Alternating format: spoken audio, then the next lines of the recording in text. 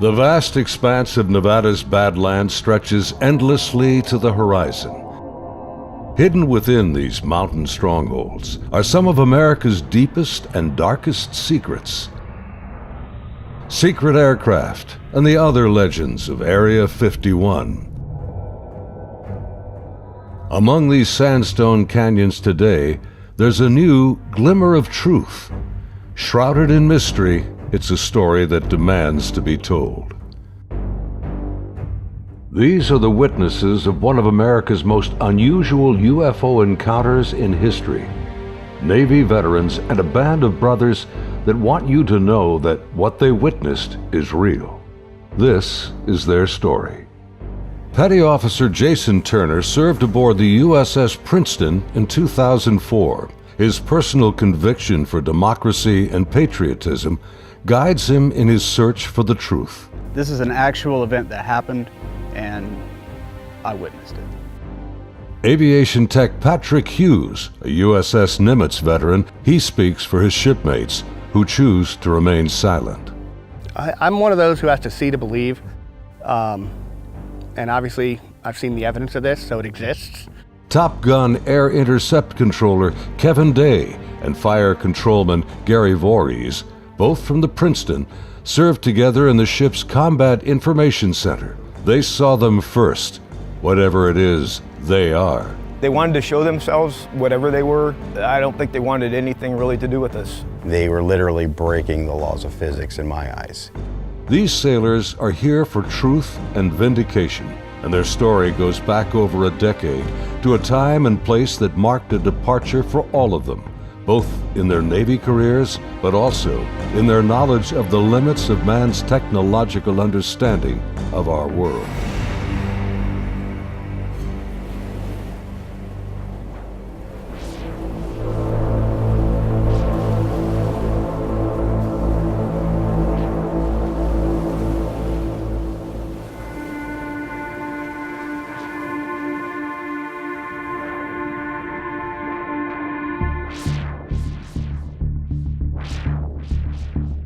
Looking out over the ocean toward the horizon, sun, sea, and sky form an endless vista, a never-ending cycle of tide, wind, and waves.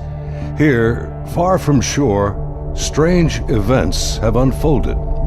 These stories stretch the boundaries of our imagination and challenge our beliefs. This is a true story of such events from the accounts of the sailors and naval aviators who experienced them. Professional military service members who want the world to know that what they encountered is real. Even more troubling, our military has no explanation. The answers seem to elude everyone, like reflections on the waves, yet they are out there.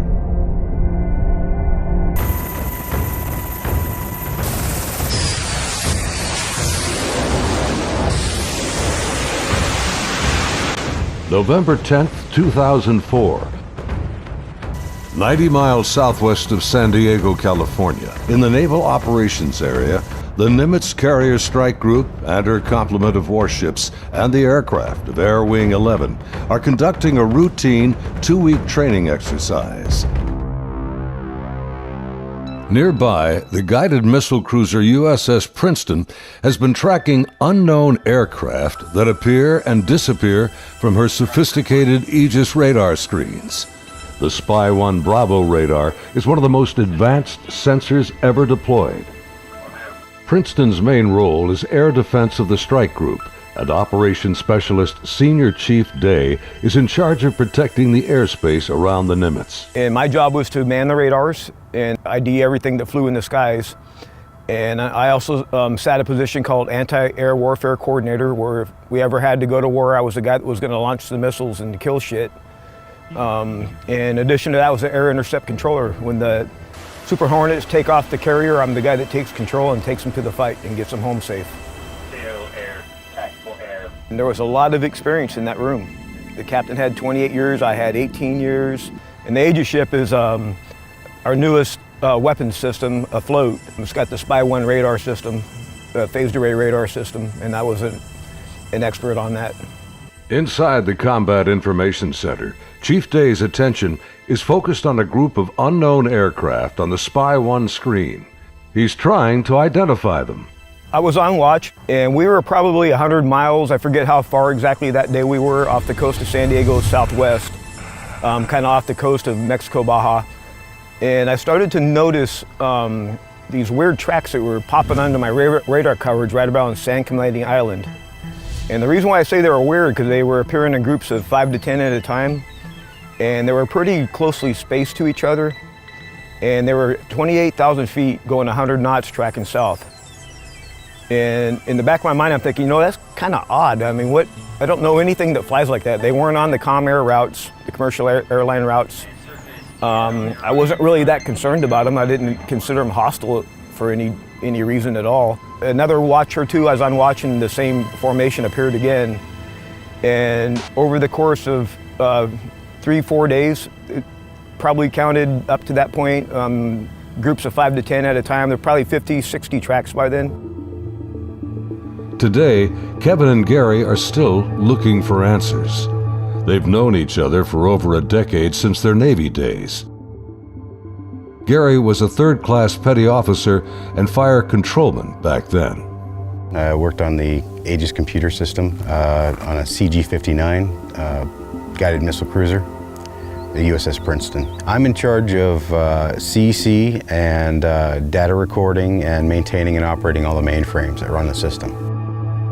They're both becoming increasingly frustrated in their attempts to ID the strange aerial objects, which have no transponders and fit no known flight profiles. The guys that work on the Spy 1 Bravo radar, they had come across and said they needed to take the system down for recalibration because they were getting clutter or ghost tracks, and they needed to recalibrate to get rid of them. Then once they did finish all that recalibration, bring it back up, the tracks didn't disappear. They were still there, but they were actually sharper and clearer. They were doing diagnostic tests on everything we had to make sure it was not a system malfunction. And it turned out that it wasn't. These were actually real objects.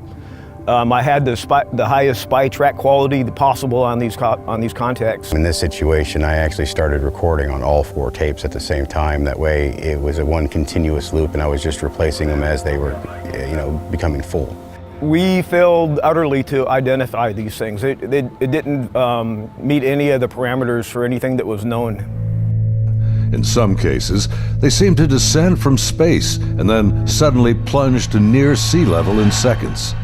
Coupled with the unidentified nature of the craft and lack of clearance, these extreme flight observations are very troubling to the crew assigned to protect the carrier group from aerial threats.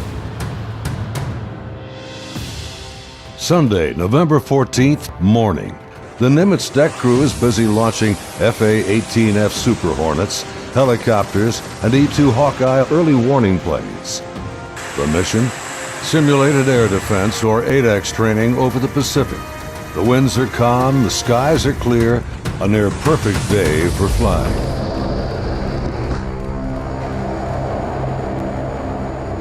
As they launch, the Black Aces squadron has no knowledge of events happening nearby. In the back of my mind, that's when I determined I was going to become concerned about these objects, is we were getting ready to launch a whole bunch of aircraft in that same piece of sky. Fast Eagle climbs out to 20,000 feet and heads to the cap station about 40 miles south of the carrier. The cap is a rendezvous point used to form up with the other airplanes. Just 25 miles separation. The commander of Fast Eagle has over a decade in the air wing. His wingman for the day is a new pilot, a young officer on her first carrier deployment. She's paired with a senior pilot, her backseat weapons system officer for the mission. He will manage navigation and the advanced radar and targeting pods on the aircraft.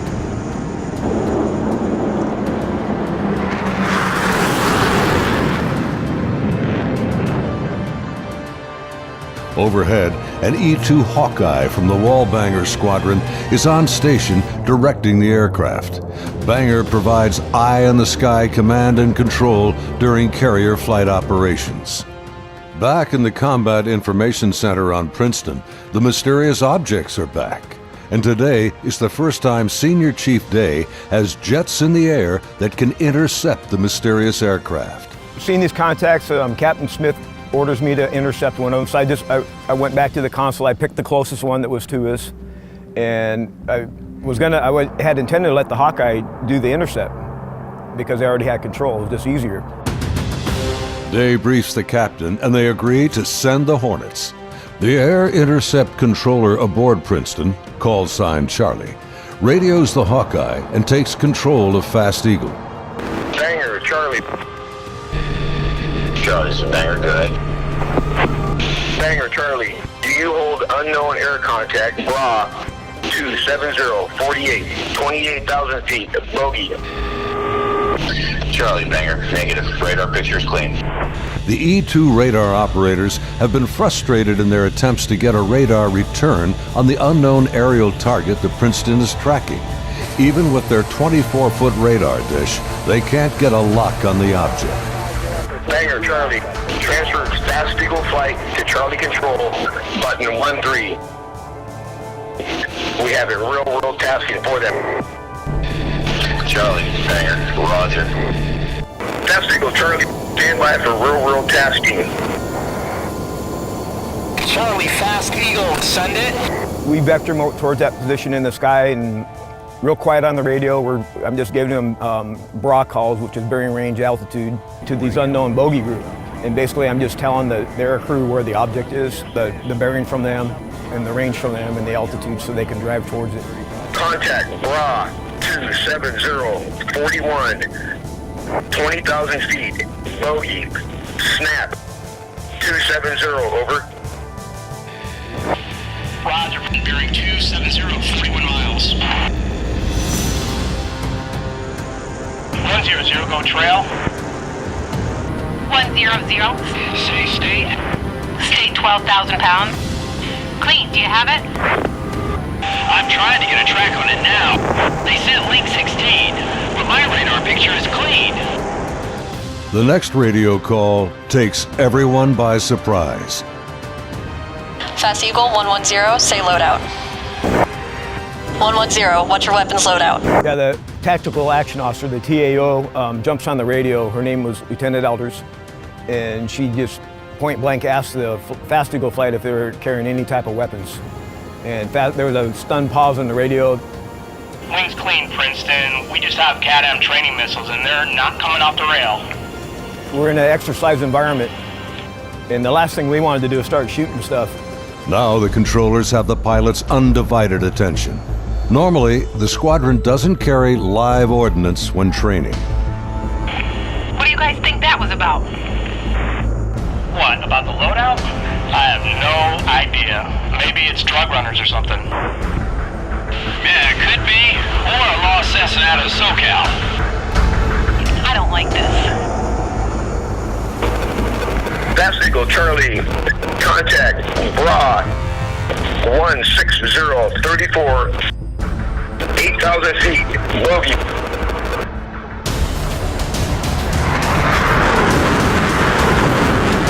Roger, 34 miles at 8,000. Committed, your call, continuing.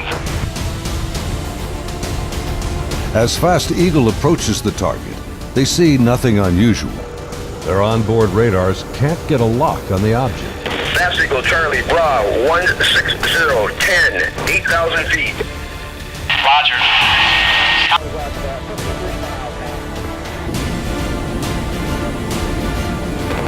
Fast Eagle, Charlie, merge plot.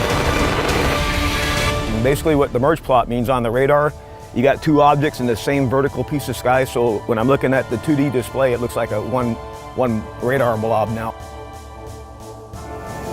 Confirm the object appears stationary. I had it at 17.7. Showing, again, basically no airspeed on it. Hey, you guys seeing us? What is that?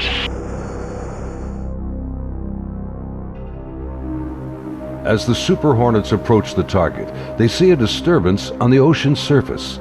It's about the size of a 737, and it looks like something could be just below the surface. 100, anchor here, Angels 24. Roger.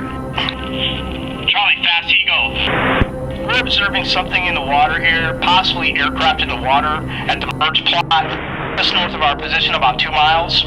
Charlie, roger. I'm descending to Angels 14 to take a look. Do you think that's our unknown? Man, not sure. Radar's clean.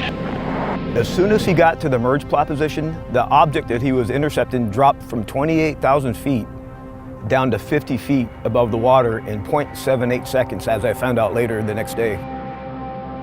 As the Super Hornets get closer to the ocean disturbance, he suddenly spots another craft above it, a much smaller white object with an oblong shape, hovering, then darting just above the waves.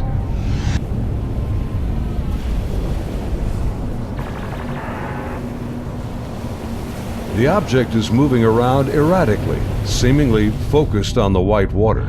The shape is similar to a tic-tac. It's smooth like porcelain. It's not an airplane.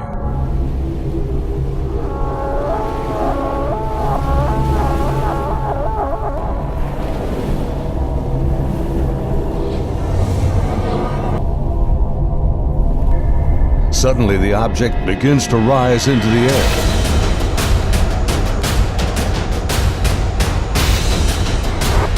It's coming up. 2 miles. The strange craft begins mirroring the turn rate of Fast Eagle. Tower 1 Polgate, 287, 2 miles, Angels 5. The object is now at his 3 o'clock position as he continues to turn with it. He's turning hard at 3,000 meters. We had the external communications in the speaker in combat so everyone could listen to it. And the next thing I hear in the radio going, oh my God, I'm engaged, I'm engaged. 1,000 meters, he's southwest, Angels 8.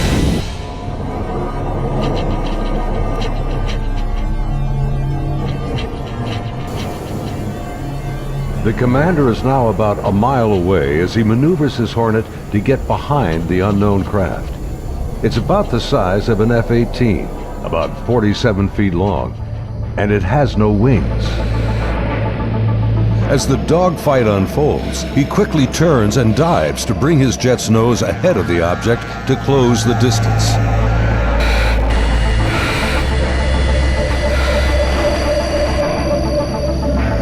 Holy f***. It jumped. 1,000 meters, he's...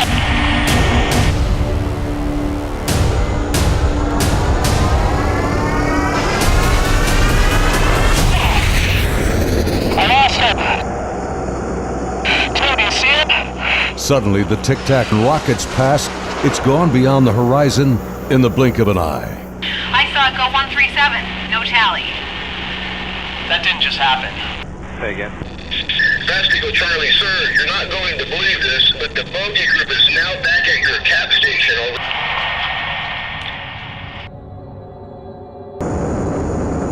Over. As Fast Eagle returns to the area of the ocean disturbance, the object is gone, and the sea is once again calm. Soon, they land on the ship.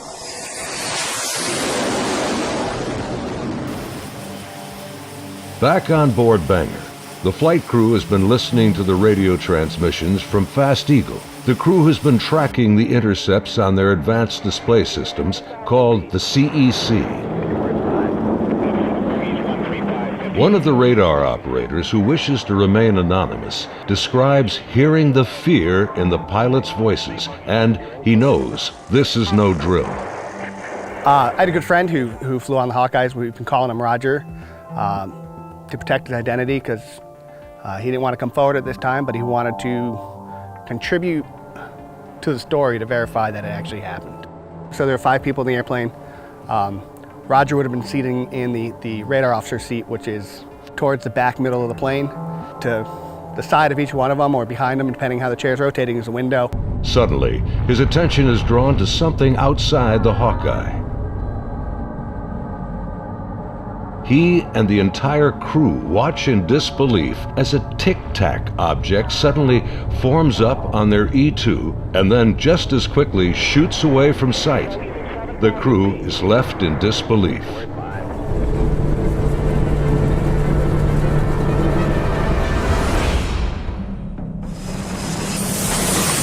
As Banger returns to the ship, the crew is shaken. The highly unusual events are troubling, but what happens next has haunted them to this day. U.S. Navy officers quickly arrive and escort the aircrew to a secure space on the ship. As the crewmen begin to take off their flight gear, an officer begins the debriefing by telling them this event did not happen, and they are given non-disclosure agreements to sign. They are warned to never discuss this event again. Again, we're preparing for the air defense exercise. Now we got all the squadrons launching off the carrier because they're all up going to do their functional check flights. Senior Chief Day watched in disbelief as the Tic Tac UFOs reacted to the incoming fighter jets. All the objects in the sky, they all dropped out of the sky from 28,000 feet down to 50 feet. Based on the Spy 1 Bravo radar system, the object descended at over 24,000 miles an hour. It was unbelievable because normally what would happen if a normal aircraft did that? First of all, it would fly apart. It wouldn't be able to withstand the G-forces, and there would be multiple sonic booms. It would be boom, boom, boom, boom, boom, boom, boom, boom, boom, and this did not make any sonic booms. From what I observed, I saw that it went from, right around between 25 and 30,000 feet down to sea level and below sea level. Contact, tag number 042. Below sea level was confirmed to me by the actual sonar techs that were in combat, in communications with other techs that had said they had an active track on it under the water.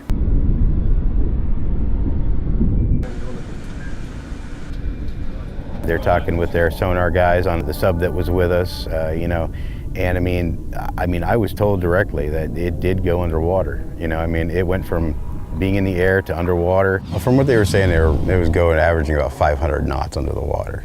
So it did slow down when it hit the water, but it didn't affect it inertially.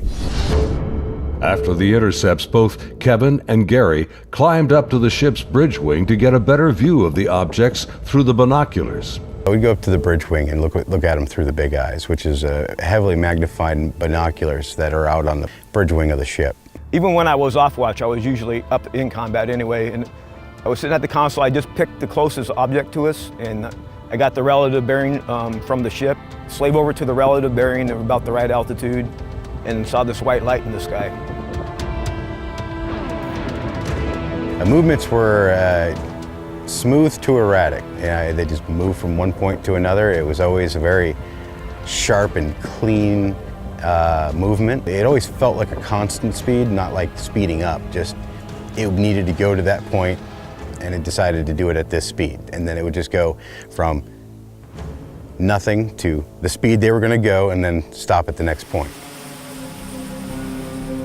Meanwhile, back on the Nimitz, aviation tech Patrick Hughes is working to secure the classified data recorders from the Hawkeye that encountered the Tic Tac.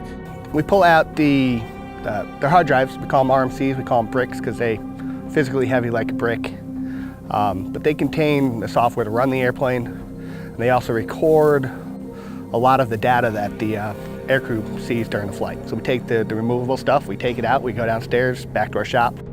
Patrick's job involves tracking the chain of custody of the hard drives. Then we open up the safe, put them in the safe. We've got tracking sheets so we know what RMCs are on what airplane. We know who signed them out, who put them in the airplane, who took them out of the airplane. As he gets ready to wrap up the mission, there's a knock on the door. Our commanding officer's there, two other guys in flight suits, so I'm assuming we're Air Force officers because I'm pretty sure that's the insignia they had on. But they were not on the ship earlier. I did not see them come on the ship, so I'm not sure how they got there. But the skipper basically said, I need the bricks off the flight. We opened the safe, we put them in the bags. He took them, he took his two anonymous officers and left. The officers, with the classified hard drives in hand, soon board an HS-60 Seahawk helicopter and leave Nimitz.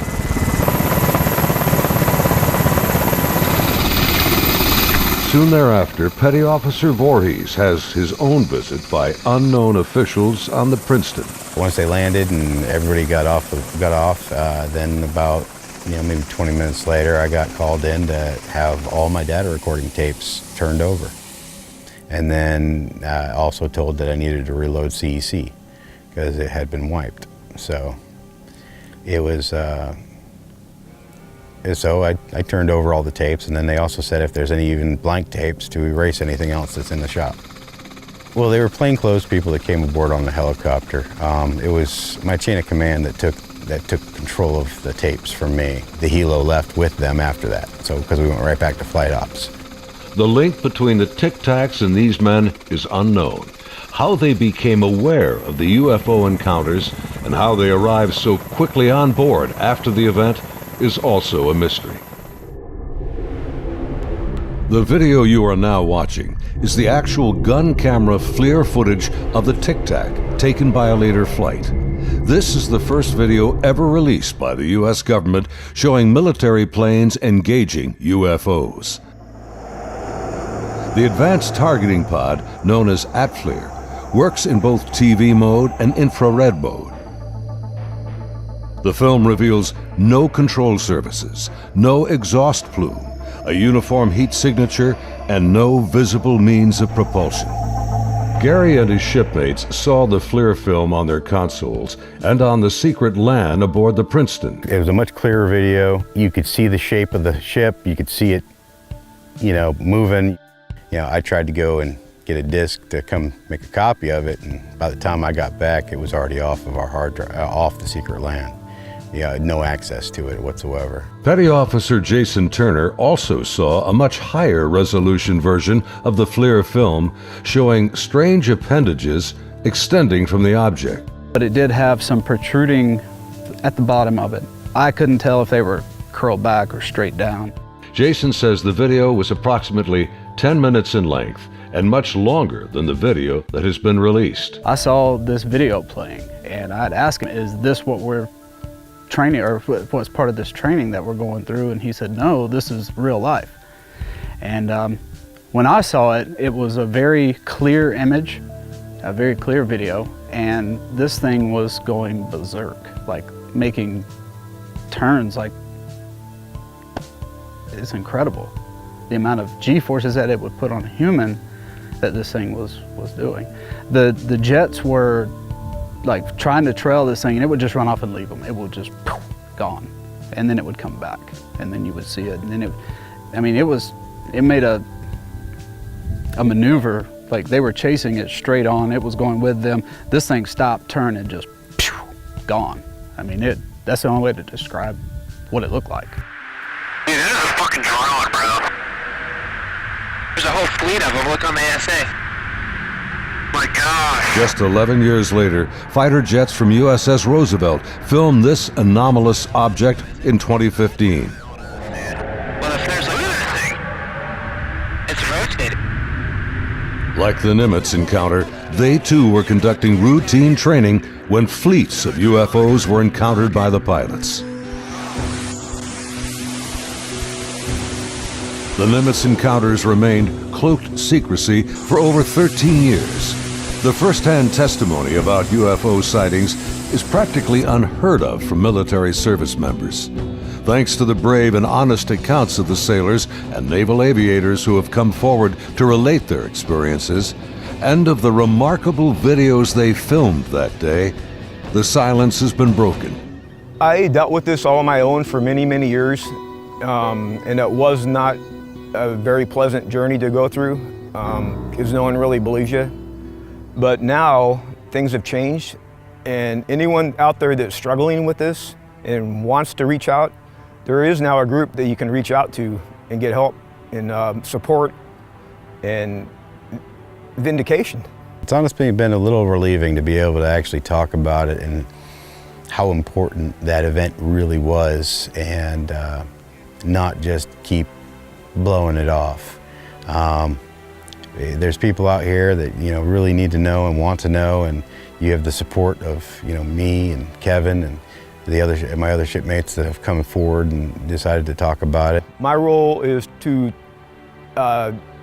describe the story and convince people that yes, this event really happened and these objects were really real, but what they are, I have no idea. It is something. I want to know what it is. That's the whole reason I chose to come forward to contribute to the story, because there is a story here, there is more information here. And the more of us that talk about it, the better chance of the full story coming together. And it's vindication for us that other people are looking into it, and you know, we finally tell our story and people listen. If you need to get a hold of us or would like to talk to any of us, Kevin, me, or any of the other guys that have come forward, there'll be an email address at the end of this video that you can contact them and they can get a hold of us. If you or someone you know has witnessed unknown objects from military ships or planes, please contact us at the address on your screen. You can remain anonymous. As we strive to understand these encounters and come to terms with what they mean, there's something far beyond the horizon and the limits of our comprehension waiting for all of us.